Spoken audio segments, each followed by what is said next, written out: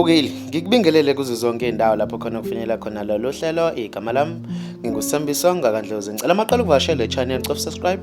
Kanti uma ukuthi usuyibuka kwesibili, ngikubingelele futhi ngikwamukele ohlelweni. Wembukela umndeni owesifazane wasemthwalumo ufuna abolele ejele okuthiwa ushaya indodakazi yawo ngomphini wegeja isikhathi eside, waphinde wamgqema nesando ngesonto. Kubuka ukuthi lesigameko senzeke emahlonge ngasemzinto lapho umufu unkosikazi Hlengwe Dlamini ubeseneminyaka ehlala khona nomsolo kanye nezingane zabo ezine. Ilunga lomndeni kamufu umbali Kambushe lithe bathole ukuthi umsola wenze lesigameko phambi kwezingane. Uphinde wabika ukuthi uqale kumshaya ngomphini wegeja bezikhona zimbuka izingane. Uthe lapho sezomshaya khona ngesando wasithuma ukuba ziye esitolo, wasale wamqedela kanjalo. Unkosikazi Kambushe uthe bafuna abolele ejele ngoba besekunesikhathi emhlukumeze emshaya umufi ephinde emsabisa ngokumbulala.